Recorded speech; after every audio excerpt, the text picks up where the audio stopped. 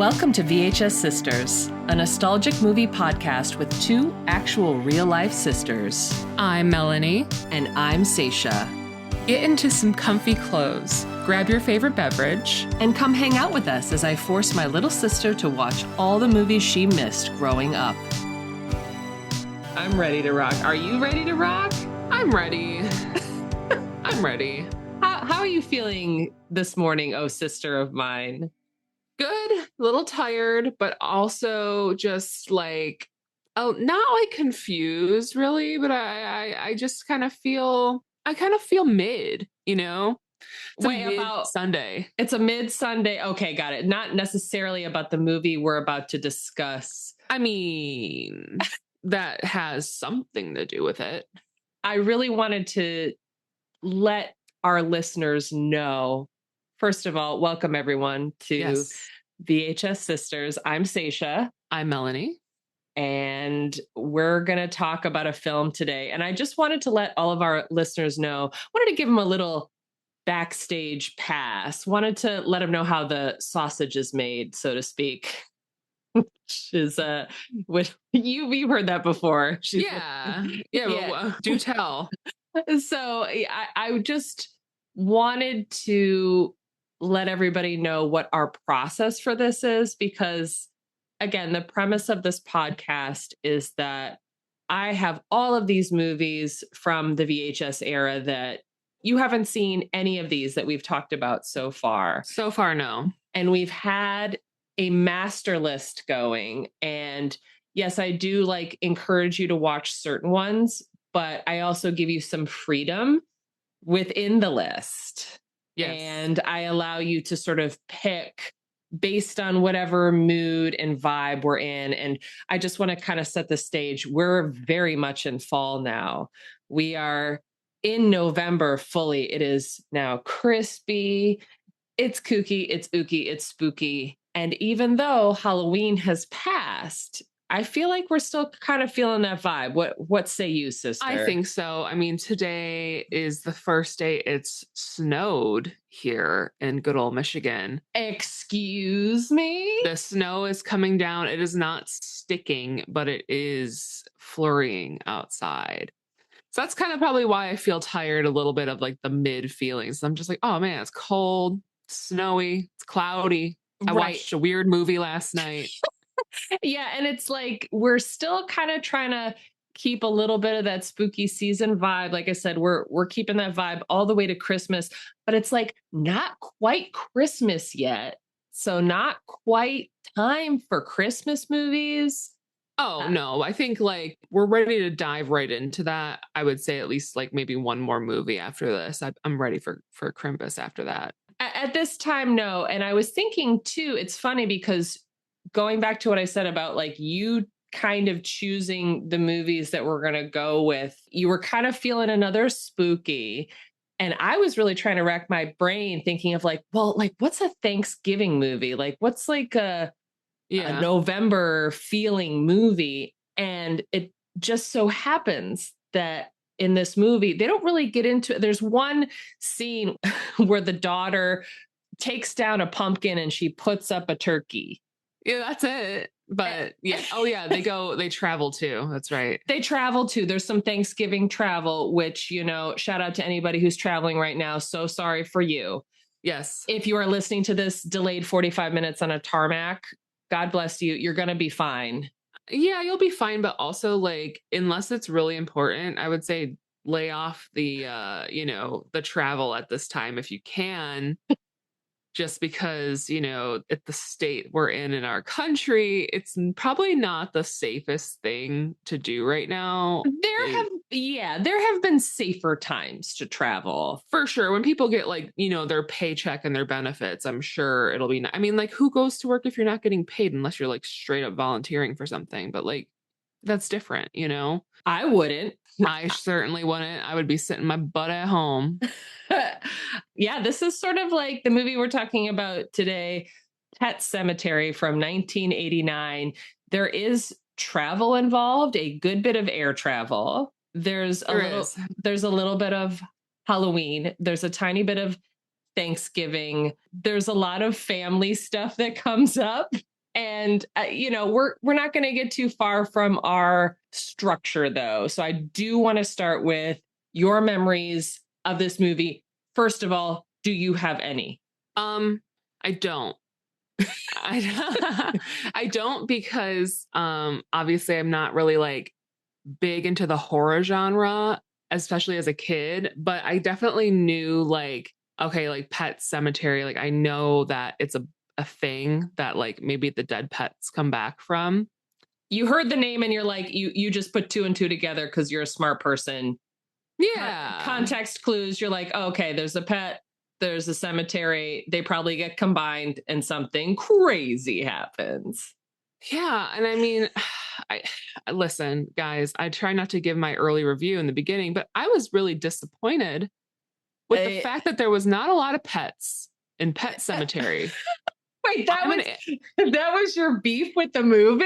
Yeah, I'm an animal lover, and I know it's like crazy and haunted and scary that they're coming back from the dead, but like, where's the rest? You know, I thought there was gonna be like a stampede of animals. You're like, you know what? This title is deceptive. There were not enough pets in the cemetery. You see their grave markers. You see their names. It's like, by the way, like such uncreative names in this Pet Cemetery. It's like Spot and Buster and Wolfie and stuff like that. I was like, come on now. I know it was like the 40s and or 50s probably when most of these animals kicked the bucket, but still. Yeah. It not so creative with that. Yeah, so you never saw like the trailer for this. It was never like on TV, so you had no clue what you were getting into. No clue. Got it. Yeah. This is one of those movies I was thinking about, like, how do I want to present this? Because this is our second Stephen King feature. Mm-hmm. And through discussions of like what movies to watch for the podcast, I realize your Stephen King education is quite lacking. Yeah, almost non-existent. Almost non-existent. You've never read a Stephen King book, as we discussed in It, probably. Mm-hmm. Have not seen any of his major movies or really any of his movies, except maybe Carrie. Yeah, I would say. And I didn't even associate that with like Stephen King. I just knew it was like the bloody girl at prom. That you didn't even know that was a Stephen King novel movie. That's wild. Yeah, that was his first novel. That's really good. And that's one, if you are interested in reading any of his books, I think is worth it. It's super, super short. And I think a really good debut novel really gives it to you. This one, when they asked Stephen King what he thought his scariest book is, he said this one. Really? 100%, because him speaking as like a father, he has a lot of kids. Yeah. So this is one, a little bit into the lore, and then I'll get into how like I know the movie, and then we'll talk about the actual movie, which, I feel like we're going to have some choice things to say about it. Yeah. A little bit about the lore of this. He said it was his scariest book for sure. Like he wrote it and like put it away because he was like, I don't know if anybody wants to read this. Right. The book is even darker. It really goes there. It's not so much like, I don't know. I don't think of this so much as like a spooky, ooky, scary, ghosty kind of movie. It's really like an exploration of grief.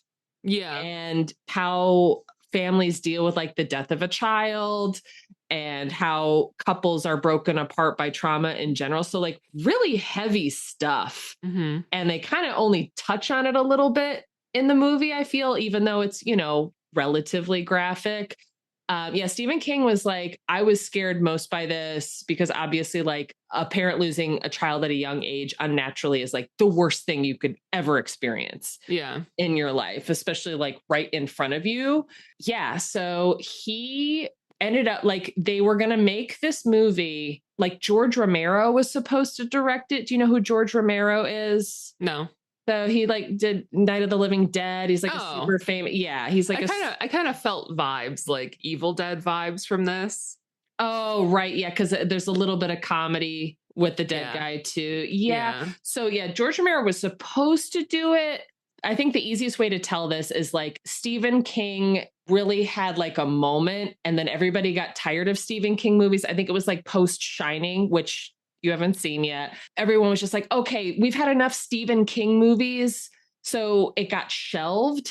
Right. And then George Romero went on to direct Monkey Shines, which is, we're not going to watch that for them. It's a scary monkey movie. We're not, we're not watching that. So Mary Lambert, this woman director, which is pretty rare actually, to like have a woman director, period. A woman horror director is like, I think even more important. She was a director who did a lot of music videos, which is like, she was in the know with a lot of people in the music industry, which is why there are Ramones songs in this. Okay. Like most like, you know, jarringly at the end with the credits, which, you know, we'll get to when we get to. It's one of my favorite Ramones songs. So Mary Lambert was assigned to this movie, and I don't know if I feel like she did a great job with it.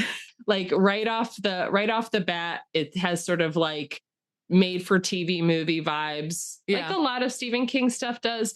But I will say, I had this on the list because this is much like it. It's one of the first like Stephen King movies I ever saw.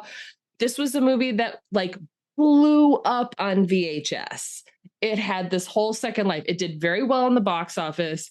And then once it came out on VHS, it was like everyone had this. Yeah. So if you were a kid roughly about my age, and just think of this, like I was the same age that the daughter Ellie in the movie. I was her age watching this, which is wild to think about. You would go to like Blockbuster or Mega Video, which was a thing in Michigan. I don't know if it's Hollywood Video. Yeah. You would always see that box. It has very like evocative VHS box art. It's sort of like the top half of Victor Pascow's head with like blood on it. And underneath it's a cemetery, and then there's church like in the foreground.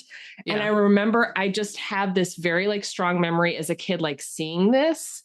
And I would always wander into the horror section, and mom would never let me rent anything. There were like certain boxes I was just like, ooh, what's that all about? Specifically, Pet Sematary, Hellraiser, Chud. There are a couple other ones, but there were like a couple horror movies. I was just like, I want to watch this. Oh, Faces of Death. Oh, I wanted to, because I was just like, I was so like drawn to everything like creepy and lurid, and I was not allowed to watch it. A true time of like excellent cover art, especially when you're perusing a Blockbuster, a video rental store. So much great art and imagery that would just like really pull you into these movies. And like the one which I'm sure we'll cover for a different month, the one I remember most from Blockbuster is like, I think Bridget Jones' Diary, where she's like on the cover or something, or like, is she just like sprawled out on the cover? I think so. Or maybe it was like Something About Mary, which is like Cameron Diaz, but it was just like that hung in the store forever, even though the movie was like older. Yeah, I mean, at least you have Blockbuster memories. I feel like, we haven't really discussed on the pod yet our like Blockbuster video experiences, but that was like a weekly thing. Like we would do that. Oh yeah, mom was a member. We would always get like free stuff because like we'd rent so much movies, get like candy or whatever, like the little add-ons at the end. Always get like the bag of popcorn by the front because it was the movie style popcorn. I'm like, give me that delicious chemical butter popcorn. Ooh, baby. I want that. But yeah, I was thinking about that a lot. What you said about how important like actual human made art is to covers, to posters. That was also like a part of it. And I feel like, especially for kids like me who grew up in the 80s, like that's how it would lure you in. It was like, I don't even care about the movie. I just like the art. Right. And now I want to be a part of it. And so I feel like this movie is kind of like that. Like there's a lot of, there's a promise of greatness. The actual movie is, I mean, we can just say it. This is not a great movie. No, I was so like, I was along for the ride, but I just was like, okay, this is not what I expected at all. Yeah, and that's fine. I will say, like, I have to give it up for Stephen King did write the screenplay, which we talked about before when we covered it. You know, he didn't always do. because again, he's busy cranking out 10 novels a year and and also probably doing a lot of drugs. Although I think at this time he wasn't doing drugs anymore. By the late 80s, I think maybe he'd gotten his shit together or maybe had just switched to drinking. I don't know. The road to recovery sometimes is not, it's rocky and it's not linear, you know. Sometimes you got to fall off the hill. But yeah, no, he did write the screenplay for this, which I didn't think was like great. And also, I will say this is also a point for the movie. It's one of the few Stephen King movies that was filmed actually in Maine. Yeah. All the exteriors and, you know, the road and the house and all that stuff, that's all Maine because, again, like we talked about in it, sometimes you can get that Maine feeling from shooting in Canada. Right. Like with it, they shot in Vancouver. So many of his movies were shot in North Carolina, California. Mm-hmm. I think, you know, Ontario. It's like they're trying to give you that Maine feeling. But I will say, have you ever been to Maine? No, but I have not. It's on my list, but no. Yeah, Maine is, well, I don't know. Shout out to all of our Maine fans if you're listening. I don't know if there are any of you, but yeah, Maine feels like, because you've been to New Hampshire. Yeah. Have you been to Vermont? Parts of. Okay, you've like driven through a little bit. Yeah. Okay, cool. Yeah, Maine is like, it's New England, but it's also just like wild. And it's also got like, you know, you got the lobster and you got like, it's like if you like townies, not to bring up Gilmore Girls and yet another one of our podcasts. The best. The best. We talked about it in the last one. We're going to talk about it again. But yeah, like Gilmore Girls, great example of a world building situation where there are a lot of townies. Yeah. And that is also the case here in Pet Sematary. Although there aren't like a ton, it's not like a huge cast. Yeah, it's not like a town per se, but it's like an area in Maine. It's an area. Yeah, I feel like they could have, like, as far as the movie goes, they could have fleshed it out a little bit more. Like, let us know we're in Maine more. There was a very cool lobster sign towards the end. I was like, hell yeah, lobster neon. You could have shown us like the LL Bean store or something with the big duck boot, you know, right. Just give us a sense of place a little bit more. Take us through town. Yeah. Well, how are you feeling about the general vibes of the movie as it started? Well, initially I did feel that like nostalgic 90s sort of vibe. It was very like dark, moody, a little foresty.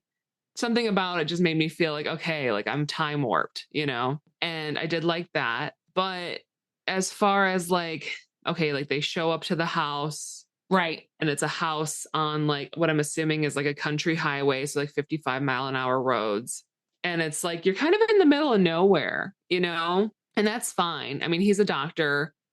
So he wants to probably like, you know, distance himself a little bit from like where he's practicing, which I'm assuming is like right in the town that they live in. Yeah. It's like, yeah, there's not really a sense of like, it has been maybe 20 years since I've read the book. Maybe I should have reread it for the pod, but honestly, it's like a one and done for me. Again, it's pretty bleak as far as like vibes go. 100%.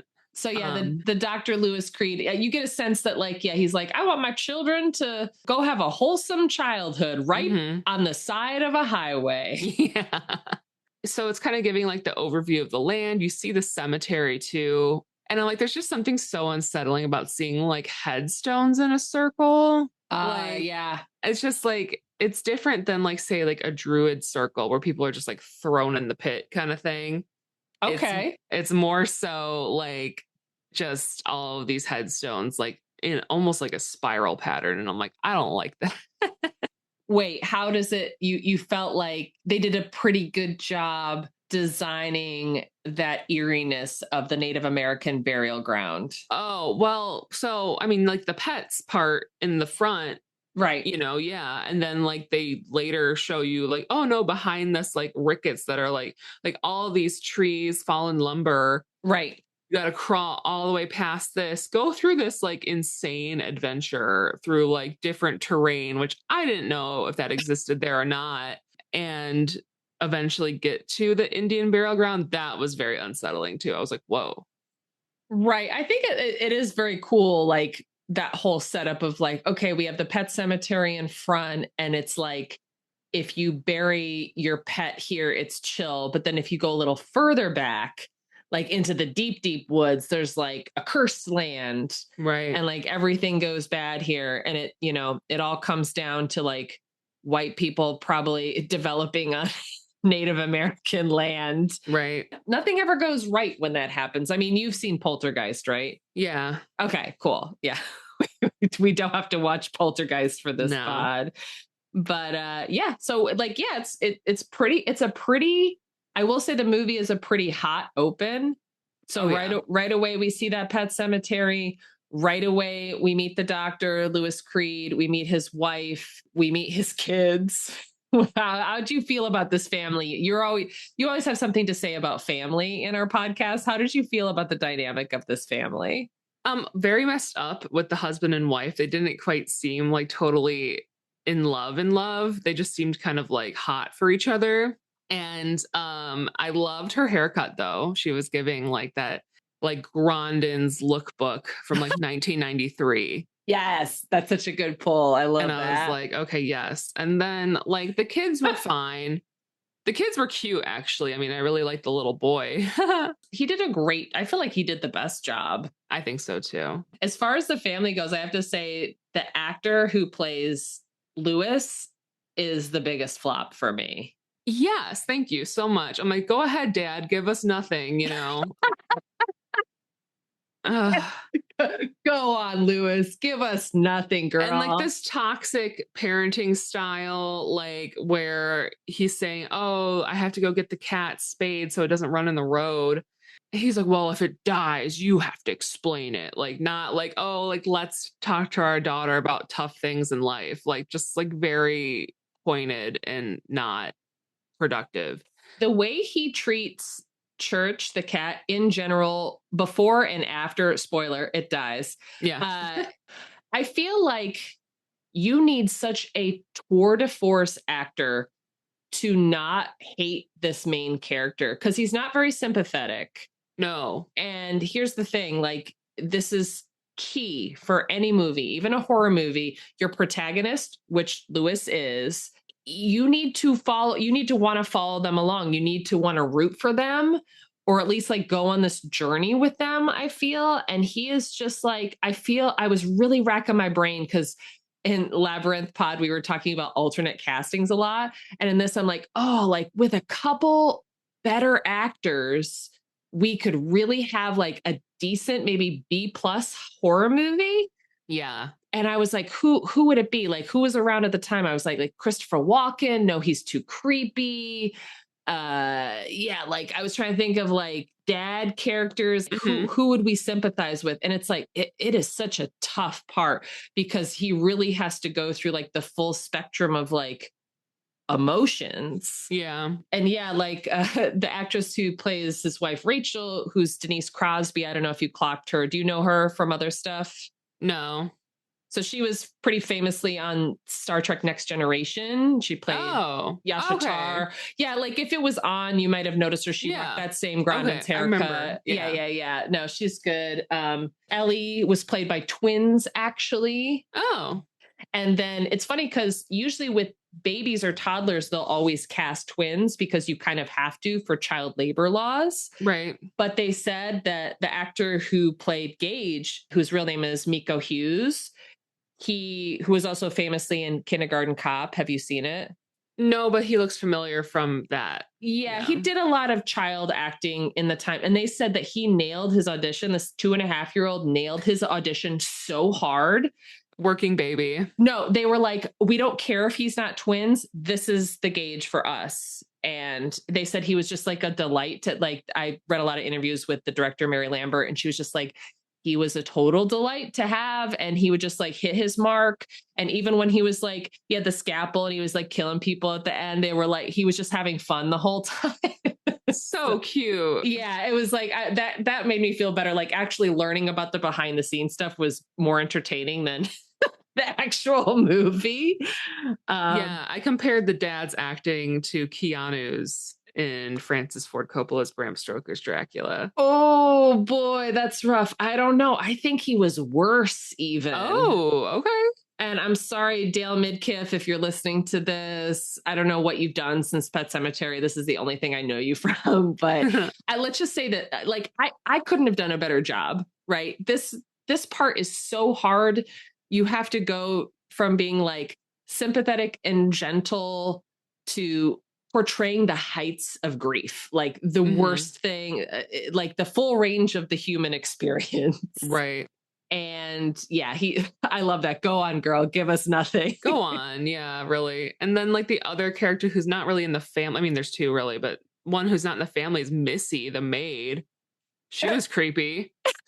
Missy, who I'm trying to remember if she was in the book. Yeah, she's just there to be like generally creepy, I think. Cause like, yeah, she's just like, what's up, Mrs. Creed? And then she's like doing the laundry. She's like, my stomach hurts. And like, she's like, I don't have a husband. I don't have a doctor. I can't get this looked at. I'm dying. Blah, blah, blah. Must be nice. I don't want to put anybody on blast on this podcast, but I feel like we know people like this. Yeah.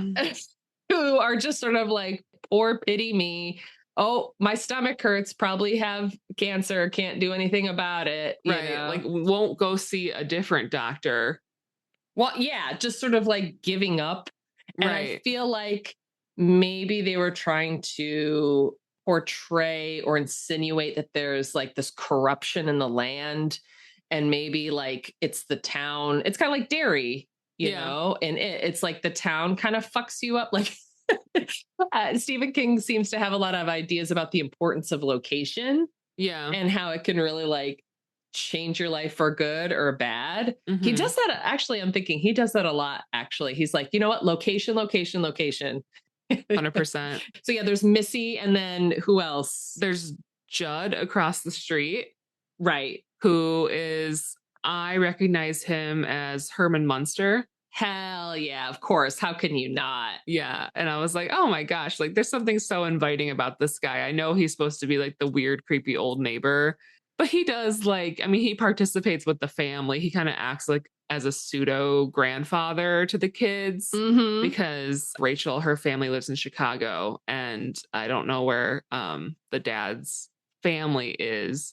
So with almost like Grandpa Judd across the street, I kind of feel like he filled in a lot of ways for the kids and was like trying to like give life advice to this young father, being like, well, don't, you know, if you want to, you know, you need to go be with your daughter or you need to do this, like she needs to learn all these different things, and just kind of like interjecting. And of course he gives some, you know, real crazy tips on how to revive the dead cat that happens to get out. Mr. who might, and honestly might be my favorite actor, is the British short hair that played Winston Churchill. Yeah, well, we'll get to Church in a second. I want to stay on Fred Gwynne, who played Judd for a second, who is iconic. Herman Munster was in My Cousin Vinny. Yeah, unmistakable character actor. And they originally didn't want to cast him because he was so well known as Herman Munster, and they thought everyone would see him on screen and just laugh. Yeah. But he fits into the world so perfectly. His main accent is maybe the best main accent that's ever been put on film. I was like, oh, right. That's how they sound. It's like, yeah. You know, it's like, it's very distinctive. It's so like quintessentially New England. And I feel like it's an accent that's dying out. It's like how like the real New York accent is dying out. Real Southern accent is dying out. Right. We used to have like, people used to just kind of stay where they were. Well, now with the internet, you know, everyone consumes different media. And I've had people ask me if I was from California. I've had people ask me, like, oddly enough, one time when I said like hello to somebody, they thought I was Australian. I'm like, I'm not Australian. You're like, hello. Hello. Yeah. You've been watching too much Love Island. Oh, speaking of, yeah, there's a new season on. Oh, okay. 12th podcast. I guess that, yeah, there's going to be another podcast where Melanie forces me to watch Love Island, which is my least favorite kind of show. Listen, you forced me to watch Twin Peaks. I'll force you to watch Love Island. They're similar and different. So yeah, no, Fred Gwynne as Judd, really crushing. He definitely has a very like, they make it very clear in the novel that he's like Lewis's sort of surrogate father figure. And yeah, he's there to give some advice. He's there to help take care of the kids.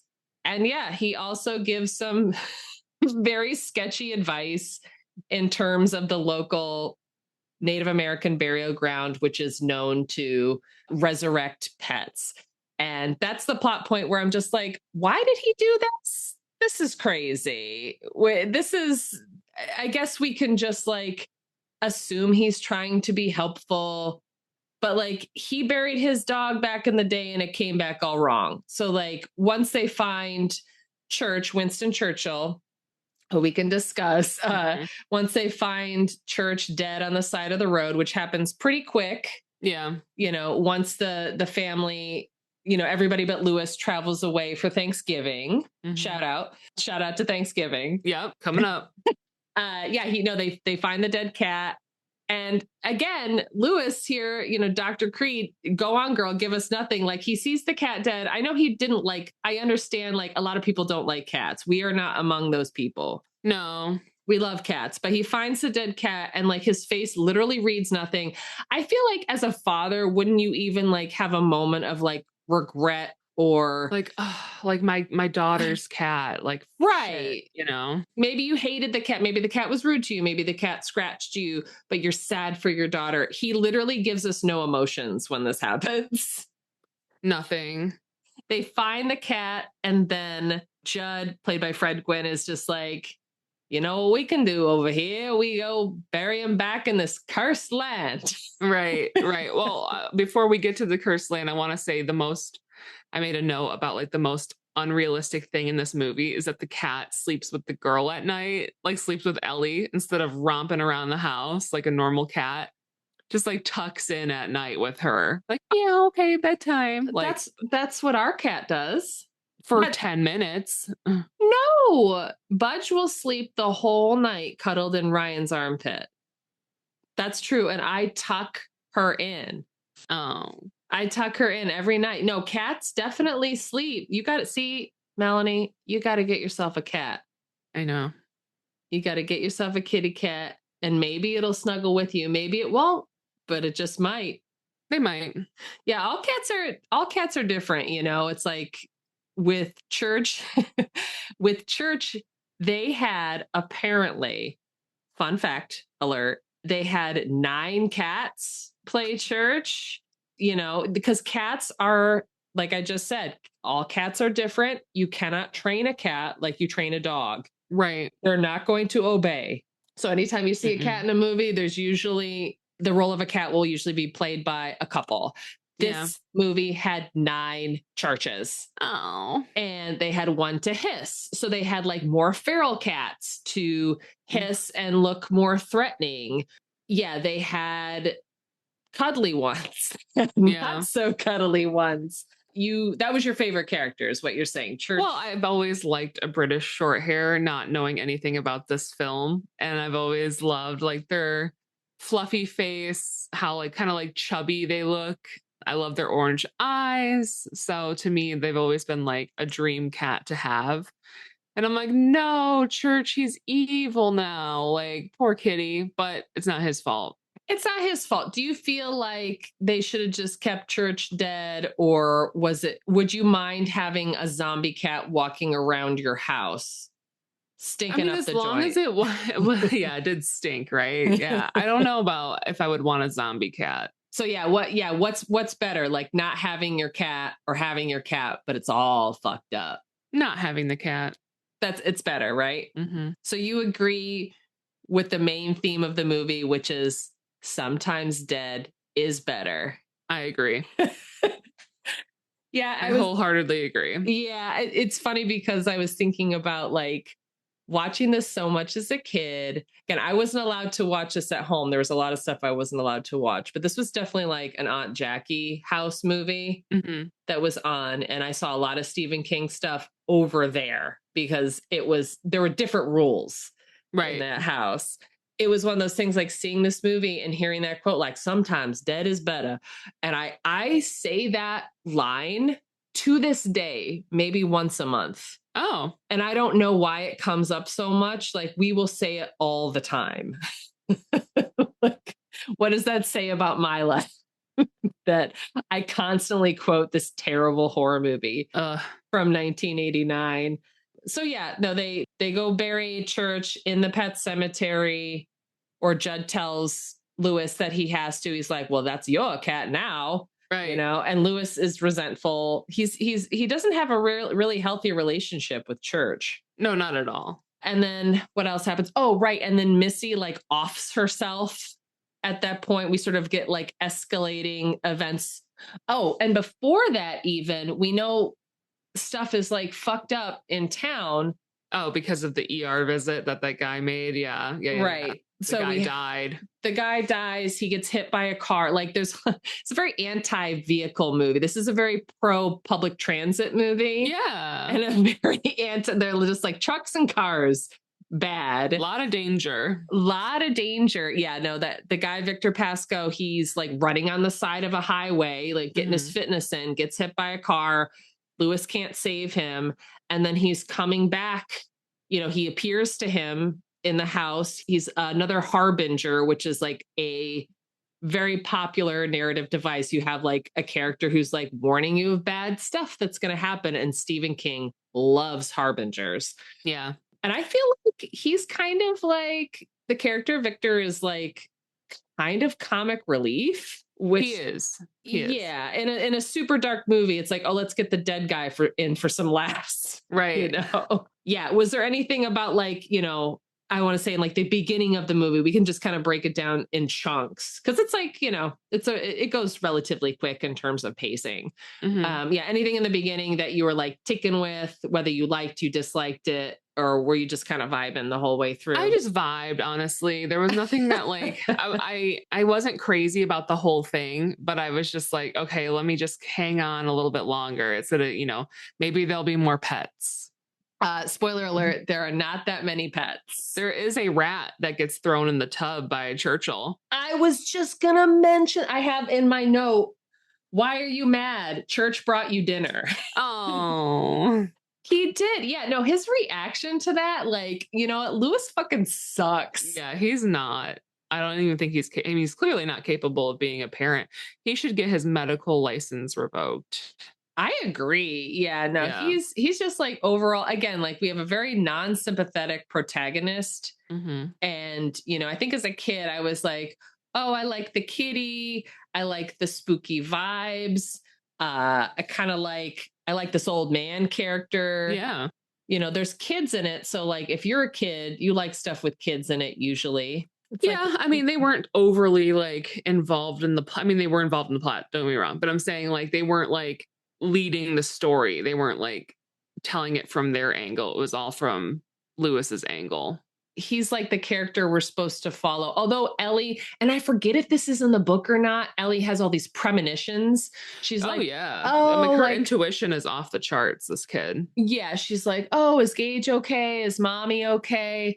Like all this stuff. I don't know. I found that actress or the actresses who played Ellie kind of annoying. Like she has that like that child actor quality, which is like, everyone says I'm cute and I'm going to be cute. And it's like a little too like she would have really rocked it in like the community theater production of Annie. Oh, 100%. Yeah. You know, she would be Hard Knock Life in it for us. But like on film, it's just like too much. Like there are just people who don't know how to pull back. And she's a kid. She should have been directed to be like a little less, you know? Yeah. Give me like Lewis, give us more. Yeah. Ellie, give us less. Yeah. And you know, it's just like, I almost wish it was from her perspective. Ooh. Yeah. Hey, I love how you rewrite these bad movies we end up watching. I know. Yeah. I think it would be a lot better if it was from her perspective and maybe like, I don't know, you can add different layers to like the father-daughter relationship. She could like, you know, have perspective on like what it's like to have this mom who like actually was like really traumatized as a kid. And yes, we haven't even. Yeah, go ahead. I was gonna say it now, but I was like with this creepy spinal meningitis older sister that she basically kills. Yeah, Zelda. Fucking Zelda in the bed. We haven't even talked about Zelda yet. Oh Well, my she comes up God. later because it's like something where, like, after I don't know, something with the cat or whatever. I think this is before their son dies, but she's talking about like, oh yeah, like I had a sister, he's like, yeah, I know she died from complications from meningitis. And she was like, yeah, but like I was left alone to take care of her one day and I was feeding her and she choked on her food and died. And like I was laughing. I was like, yo, mom's crazy. But I mean, Yeah. like, as an 8-year-old kid, like your reactions, I mean, I'm not going to justify or unjustify laughing because sometimes that's all you can do. But it's just like, and like he said too, he's like, your parents suck. Like, who would leave an 8-year-old in charge of somebody like who needs like a nurse and like medical staff around her? Yeah. And I was like, No, okay, Lewis, this is your one redeeming quality. Like, you stood up for your wife. Good job. yeah. No, he does like, there's like that moment of like empathy and understanding. And you Hmm. realize that, like, yeah, I think it's like when Missy commits suicide. Yeah. That's He's like, what here, have a Valium. Yeah, and then that triggers this whole movie. There's like this, like the main theme is like people who are unwilling to process death, to Hmm. deal with it, unwilling to let go, whether you have like a spinal meningitis sister locked up in a disappointment room in the Jesus. attic. Yeah, Yeah. it's like crazy. Yeah, the house is like, it's such like a gothic horror element to this Yeah. more modern novel. It's like, oh, we kept, because they wouldn't like get rid of them. They couldn't for whatever reason. So they just keep you locked up in an attic. With Zelda, they actually got, I don't know if you clocked this, but they actually got a male actor. Yeah, I kind of felt that was Yeah. the choice. Yeah. But Yeah. I was like really, really scary. The face was almost like a mummified face, and he's like she's screaming at her, and it's just like that's absolutely terrifying. I think that's probably the most scary part of the movie was Zelda. And again, like so many kids of my age watch this movie 9, 10, 11 years old.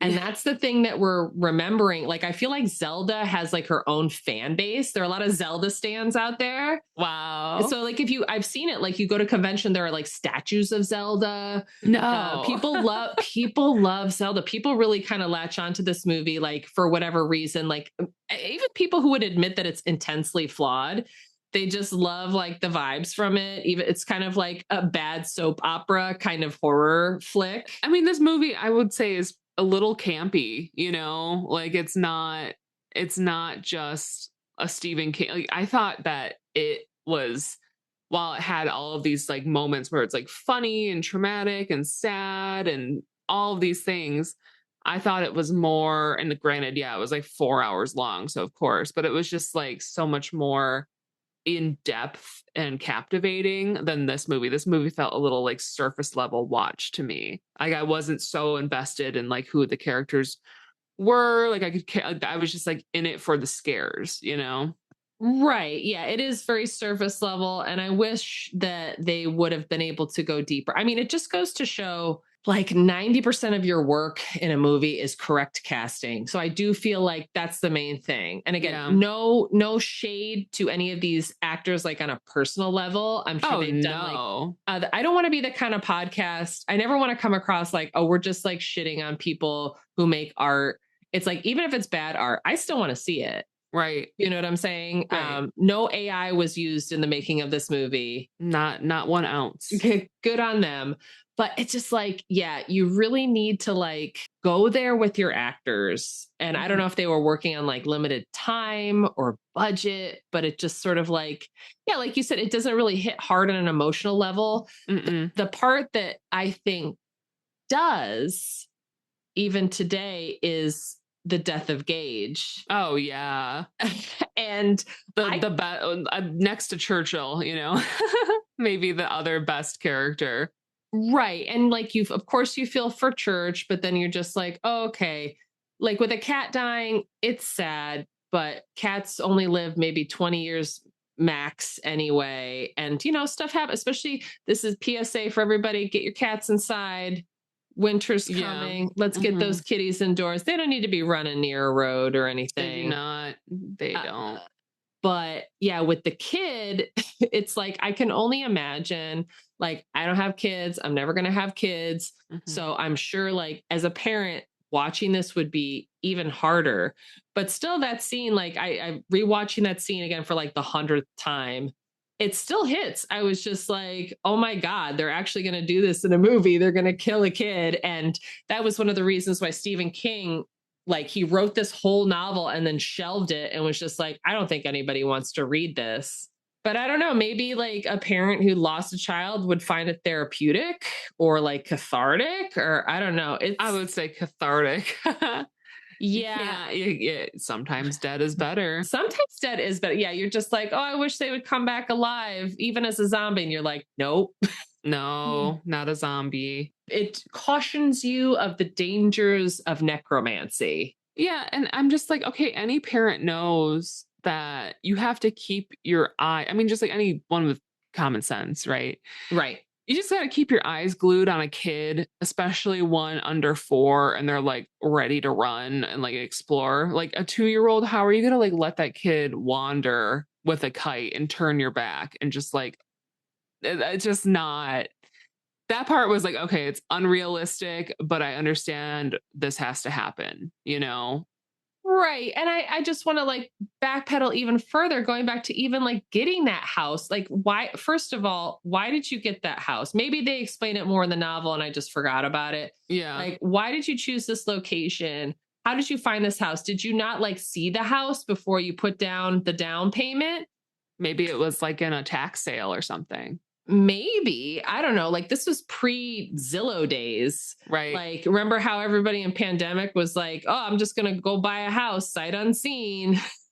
Just get out of here. And I was like, I guess maybe that's what happened, and you didn't know there was like a country highway like 50 feet from your front door, right next to like wherever. I don't know what kind of trucks they were. I'm assuming like gravel trucks or like propane or something. Like, I mean, there's a lot of like industries like that in Maine for sure. Yeah, gravel, landscaping, oil, like all kinds of like there's tons of ships because it's very coastal.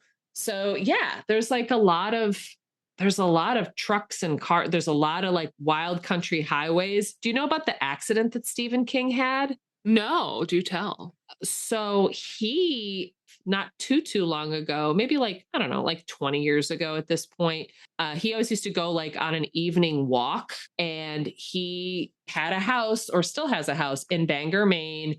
And he would go like walking along the side of the road, much like, roads like where you live in Michigan, where you like just have country roads, country not roads. Too far. You got 2 lanes of traffic and there's no sidewalk. There's just kind of like gravel or dirt on one side. He was doing his evening walk, and then a car came around a turn too fast, hit him full on. And he was lucky because I think people who showed up at the accident site were able to like get him quickly to a hospital. Like, if he had not been like taken care of immediately, he would have died. And he had to go through years of physical therapy. He basically broke like every bone in his body and had like full body like swelling, inflammation. It was terrible.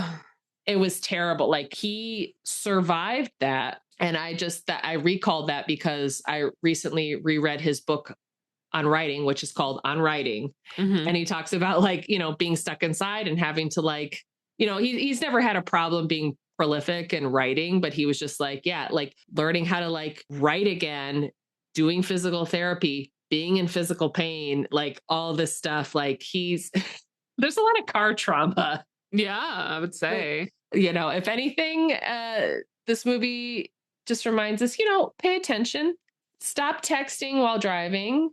Put your kids in like a fenced in yard. If you want to have a kid, there better be a yard, because a child's job is literally just to try to kill itself every day. It's going to touch a stove. It's going to get sick. It's going to run into traffic. Yeah. It's going to run away in the store. It's going to run away in the store. And you know what? Your job as a parent is just to make sure it makes it to like 15 or 16. And then it's on the kid. Yeah. And then it's on them. Yeah, exactly. then that's your fault, child. Exactly. So yeah, we get to the part. Yeah, Gage kicks it. And Everyone's sad. Yeah. How were you feeling through all of this, like, pet and child loss?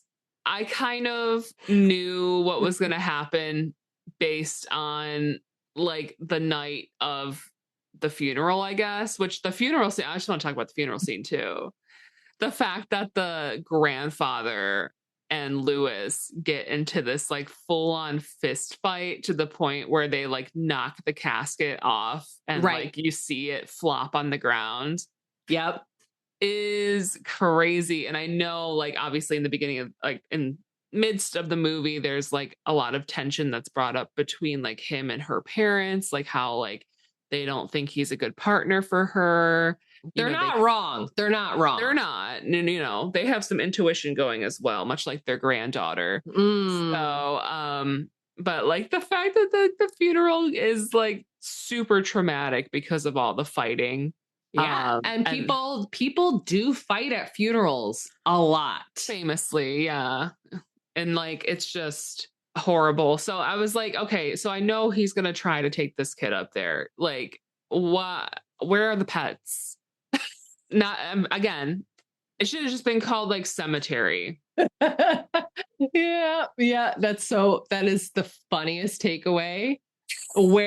Melanie, where are the pets in this pet cemetery? I want to see a hamster. Yeah, like dogs coming back to life or something. Like maybe like once every, 50 years or whatever, 30 years, the pets come alive or something. Like you see your old pet. You're doing like a Pet Cemetery It crossover. Like every 30 years, the pets rise from the dead. That's what I was thinking. So I was like, okay, so he is about to go zombify his child. And like the whole grave digging scene was it was just very heavy because he's like, I mean, I guess like in my view, I think there was grass and I'm like, did they already put like sod down over this? Like how many days has it been? Yeah, it hasn't been that long. At first I thought he was going to dig him up in the daytime because he goes to visit his grave and Victor Pascal's there. He's like, don't do it, Lewis. And don't you do it. Don't put the shovel down, Lewis. Right. And I'm like, I wrote in my notes, I said, it is day.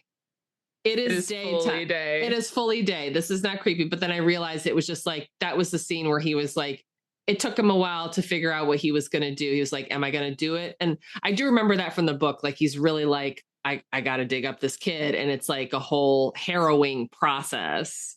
So, but yeah, he eventually digs him up. He finds like holding him, which I was like, that was probably the darkest part of the movie for me.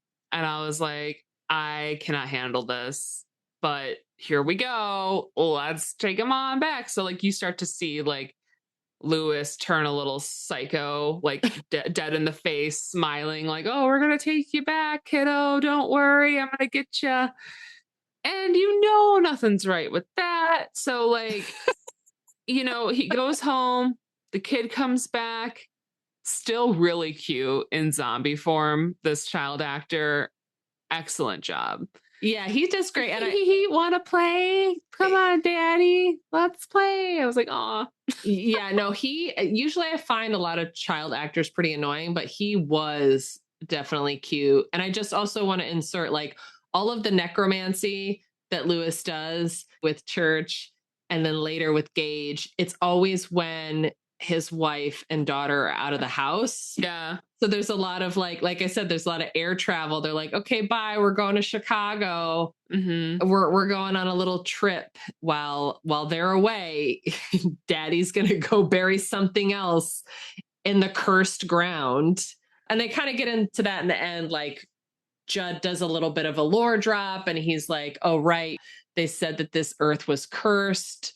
And they don't get the soil is sour. The soil is sour, he says. Mm-hmm. And they don't get like super, super deep. It's just like with, not to bring up it again, like there's all this sort of like deep, deep lore about like Native Americans and how the land was theirs first. And then the white people came and then they, built on it. And, bad things happen. This is like classic American folk horror, mm-hmm. which is such I think that's why like Stephen King is so popular.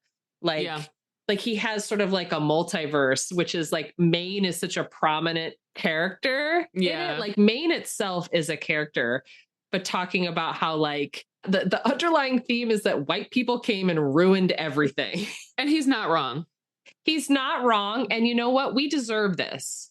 If you're gonna fuck with the graves of the undead who are like, you know, this is their land, it's probably not good. Probably shouldn't do that. Probably shouldn't touch that. You know, because I mean, you just shouldn't. Not probably. You just shouldn't. But in this case, he did. And and this is kind of going right towards the end. Great. Murder Baby's back. Murder Baby's back. He's out here doing tricks. He's throwing dead bodies at him, like from this attic, and like drops Missy's corpse, you know, back down. That's not Missy. Oh, who's this? That's his mom. Is it? Yeah. Did you check out at the end? This is so funny. I'm keeping this in. No, I thought it was Missy. And I thought like, because the mom comes back from Chicago and she's like, she hitches a ride because I'm sorry, I'm blanking on the name of the helpful ghost. That's Victor Pasco. So yeah, Pasco, he basically goes and tells her like, hey, rent this car, you know, they happen to get another one in or something. And so she drives and she gets in an accident, tire pops, then she hitches a ride, then she makes it back. And then the murder baby's in the house and she goes across to like Judd's because that's, I think, where it's all happening. And right, because he killed. So Gage comes back from the dead, kills Judd first. Yeah. And then Rachel, the mom, who has been doing her big trek, she left Ellie with the grandparents. So we can assume Ellie's the only, you know, survivor. Yeah. Another reason why it should have been in her perspective. Well, then she wouldn't been a part of the action because like Lewis is like in it, right? So it's like you kind of have to, because he's doing all the burying and everything. Yeah. So yeah, Rachel comes back, you know, and discovers Gage, like appears to her with that same like fucked up creepy outfit that was, remember the painting picture? Was, the creepy baby picture in like the house where her fucked up sister was. Gage appears to her and I think she probably thinks it's a dream or a hallucination. And then like it cut, like maybe it was confusing because you don't actually see her die. Oh. So she's killed there. So when Lewis comes back, the body that falls down from the attic is Rachel's, is his wife's. Oh, because I thought it was like in a white dress or something. So I was assuming it was Missy. No, because remember, Missy got buried like months ago. They went to her funeral. I know, but it's like premonitions. Like it's not like everything's not what it seems, you know, like it's just like you're hallucinating. So you start seeing all the bad things up until a certain point, you know. I mean, you're taking like a psychedelic approach to it. Wait, were you high watching this last night? No, not at all. But at this point I was checking out, I will say. Like I was like, okay, murder baby, you go do your thing. And then so then obviously Rachel dies and Lewis is like, imagine, because like he's dreaming though. That's the thing. That's why I thought it was never mind. No, we're here for your interpretation. I know, but he was dreaming because he wakes up the next day and goes across the street to find all the stuff. What had happened? What was he dreaming? I thought he was dreaming of the whole scene of like Rachel coming home and like him being there or something. I don't know. Oh, I think it's confusing. Well, honestly, you know, Mary Lambert, this is on you. Your direction was weird. It was, I think, like we get the whole journey of Rachel coming back and that's being intercut with Lewis's perspective. And yeah, he does have some crazy dreams. Yeah, the ending, they don't really stick it. I mean, the whole movie is intensely flawed, but yeah, I could see like, yeah, you're confused. You don't see Rachel's face.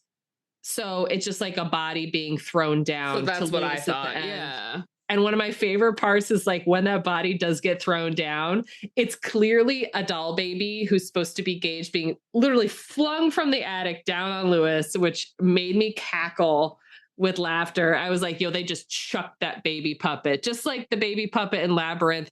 They threw that baby and there it goes. Yeah, I will say it was very heartwarming again to read all the behind the scenes stuff about how everyone on set wanted to make sure the Miko, the actor who played Gage, was having a good time and he was laughing. And like the scene where he kills Judd, which is like one of the most brutal kills. He like cuts his Achilles tendon. Yeah. So that's a reference that Ryan and I will say to this day. Like if you get cut on the lower part of the leg, it'd be like if one of the cats like scratches us on the calf, we're like, oh, they tried to gauge you. Oh. So that's a part of our, not gauge like with it, you know, but like, yeah, like a tool, but like gauge. Yeah, like the character gauge. Yeah. So it's just like, it's funny how like movies become a part of your lexicon. And this one, again, terrible movie, but I still like it has wormed its way into our everyday life. Yeah, that part, like where so I want to go back. Yeah, when he was gauging Judd with his scalpel. That scene, actually, they said that Fred Gwynn was such a delight because he wanted to make sure that Miko was not scared. And so they were like wrestling, and he's like, okay, now wrestle me and pretend like, you know, they were just treating it like a game. So the actual scene, they said it was actually really fun to do, even though it comes across scary-ish on screen. So yeah, he kills Judd, he kills his mom, and then Lewis has the final showdown with his son and has to put him to sleep, just like he put Church to sleep, you know, maybe 10 minutes before. Yeah, he's just got all the sedative in his back pocket. Yeah, and that scene I had to look up because I know they had 9 cats, and then they said that no cats were harmed in the making of this, but I was like, how did they do that scene? Because that cat really looked fucked up. Yeah. And was it a puppet? No, it was not a puppet. That was a real cat. And they were trying to figure out how to do it because they're like, okay, we have to like make this cat death look realistic without actually killing the cat, obviously. So I think that they gave the cat gabapentin. Oh, yeah. Night. Night. Yeah. And I was like, oh, that's fine. You know, that's whatever. A pet tranquilizer anyways. Yeah. Yeah, they gave it a little gabapentin, and then it went nighty night. And of course, that's a fake needle. You know, they didn't really push a needle in him, and that's all I did. But yeah, it's very effective. I think that whole thing, and it was so funny. Like reading the behind the scenes with the director again. She seems like a cat person. She has a cat, or she did at the time of the interview, and she was like, "Yeah, she's like, I give my cat half a Valium all the time. Like it's like an." Normal. She's like, whenever she was saying that like the vet said it was okay when they do air travel. She's like, I take half a Valium and I give the other half to my cat. And I was like, damn, you both are just chilling out. That I don't know if that dosage is right, but okay. There you go. Yeah, you're just I've heard Benadryl works too for the cats, like in the dogs and stuff. Like I had a friend who used to have a dog who would get very upset by thunderstorms, like foaming at the mouth, upset. So they would give him a Benadryl. But he was like a big lab, so it's not like one little tablet was going to put him under, but like half a Valium for a small cat, I don't know. Yeah, it's like, I want half a Valium. For real. Right now to just finish this movie. Yeah, Mary Lambert seemed like a real character. She was just like, again, a music video director, had worked with like all these rock stars and pop stars. I think she worked with Madonna, and then like ended up just doing this movie and also Pet Sematary too. And I don't think she's known for anything else, but just seemed like a very interesting contribution to the world of horror that has burned its way into my child brain and is still with me to this day. Yeah, I have to say, of all the movies we've covered on the pod so far, this is maybe my least favorite. Okay, yeah. I feel the same, honestly. But I'd still put it above Neverending Story, I'll tell you that. Holy shit. Are you serious, or are you like trolling me at this point? I might be trolling a little bit, but it was just it goes on like my not favorites list for sure. It's not good. It's not great. Like I said, I mean, I'm going to give it like a C-. Yeah, I think that's fair. C-, and also like, I just want to say it again. I do think with some strategic casting, again, the part of Lewis, like if you nailed it, this would be like an Oscar winning performance. It would really give you something 100%. To like chew into, and like, I don't know, like Stephen King, make him a little bit more of a sympathetic character. Maybe make him, you know what they say, you got to save the cat. right? And he did, you know what? He did save the cat. He did, but he could have also just like made sure the cat stayed in the house. But even in the beginning, so like back to when I was saying, I feel like it's unrealistic that the cat gets tucked in with the girl at night. Yes. The cat was tucked in with the girl, and like not 2 minutes later, the cat was outside, like in the tree. Oh, yeah. Jump scare, church jump scare. Cat. Yeah. So I'm like, okay, maybe the cat is actually just like a little possessed to begin with. Yeah, like maybe make the cat more cuddly and lovey. And then what about like a rag doll? Excuse me? Not like a creepy one, but like a rag doll cat.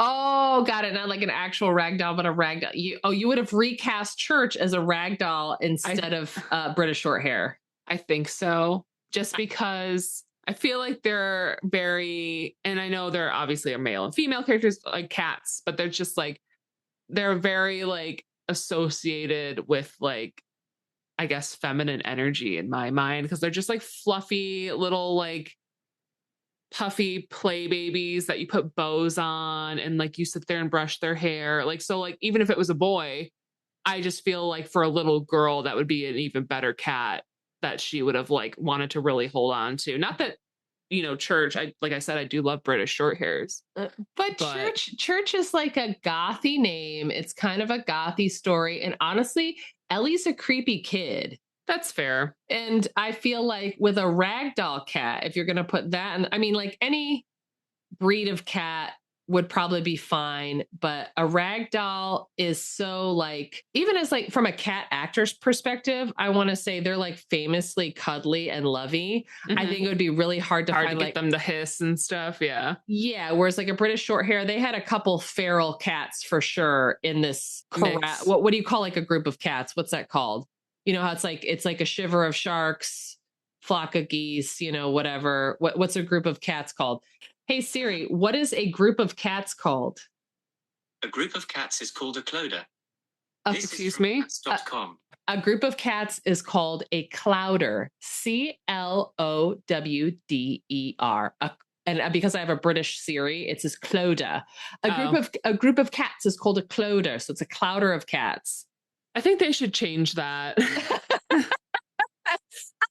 Do a do-over. A couple things need to be redone. This movie, which I'm sure it has. Oh, they did it. I cannot speak on it because I did not see it. However, they did remake this movie in 2019. And I do know one of the big changes they made was that the character of Ellie dies instead of Gage. Oh, which is weird and not as just from like even saying that, not as effective. Yeah. Cause it's just like, not that like, any child death is sad. Right. But if it's like a baby. Yeah. That's really even more tragic. I don't know why they changed it. I'm never going to watch it. It's, I wonder if they still kept a British short hair. I have seen the poster art, like the bad, not well done poster art. And I think it's just like a gray tabby. I think I like Church. I like the design of Church. He's pretty iconic. He's chunky. He's gray. He's very Halloween-y. You have to admit that. That's fair. And I think the gray films a little bit better than like a black cat. And the black cat, honestly, too on the nose. Yeah. It's too Halloween. For sure. So like, yeah, like he looks British short hair. He also looks like he could have a little Russian blue in him. More pets. More pets for Pet Sematary, please. More pets so for much. Pet Sematary. Yeah. So we're going to rate this pretty low. I said C-. What did you say? I'd give it a D. Solid D from Melanie. D movie. But I'm glad I watched it because now I understand like fully like the reference of like Pet Sematary. Like when I speak to mom or whatever, she'll bring it up and she'll be like, oh yeah, Pet Sematary, And yeah, now you can now you have context. I have context. And like the movie was fine. I just didn't care for it. Like I'm sure obviously it's classic for some. Will I watch it again? I could, but am I like dying to? Absolutely not.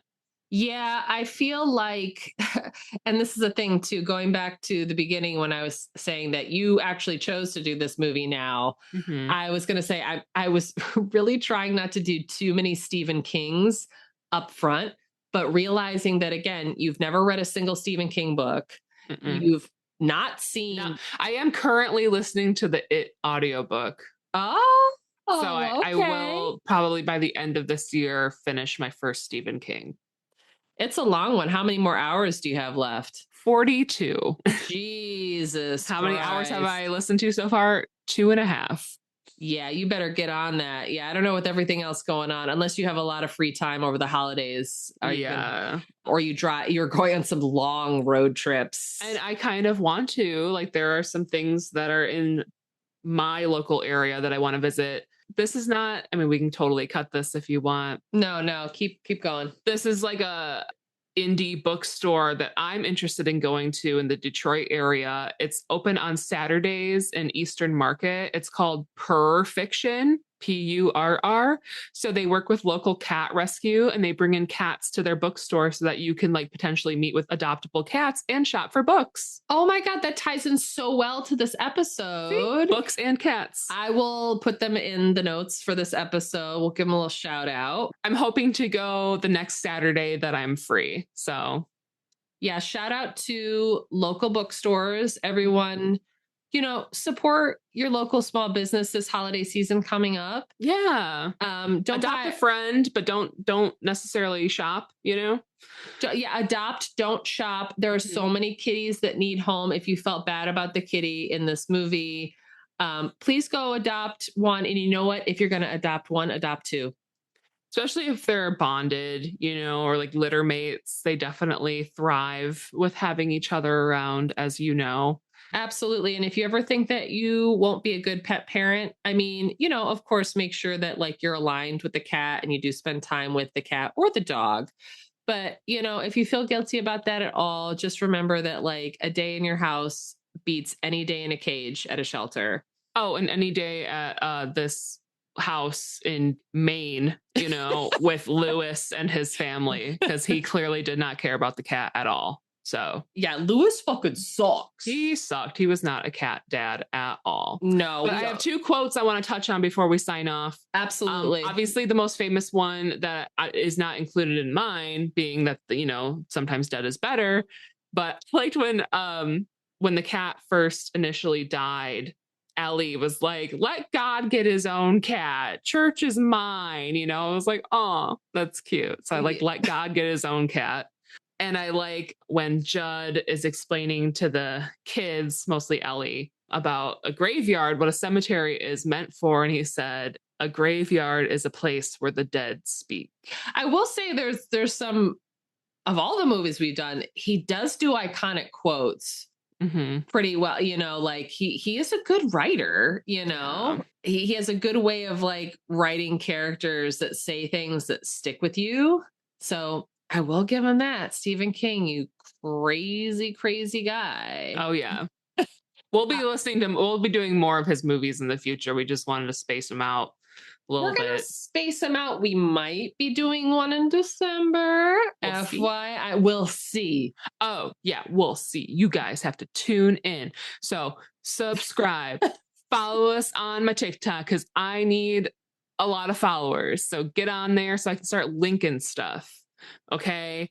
How many followers do you need to start linking stuff? I need 966 more followers. I think we have 44 currently on TikTok. You know what? That's not bad. Not bad. Not even bad. Been a pod for like 3 months solid. Yeah, a lot of likes though. People are just loving some of our original content. So be sure to follow on there for more. Melanie's going to make a lot more original content for y'all. We're gonna get up a little merch store hopefully before the holidays so y'all can stuff your stockings. And so stay tuned. Thanks for joining us for yet another episode of VHS Sisters. Yes, thank you so much. Thanks for hanging during spooky season into cozy season. Anything you want to leave us with? I can't wait for next week's movie. That's what I'm going to lead with because this one was kind of just like, eh. Yeah. No, we're going to, not everyone can be a winner. No, and that's fine. But I feel like we've had a good chat about it. So that's great. Anyway, y'all, see you next time. Bye. Bye. Thank you so much for listening to this episode of VHS Sisters. We hope you've had a fun and cozy time. Please consider liking, leaving a review, and following us on your podcast platform of choice. If you'd like to chat with us, please email us at VHSsisterspodcast@gmail.com. Love you. Bye.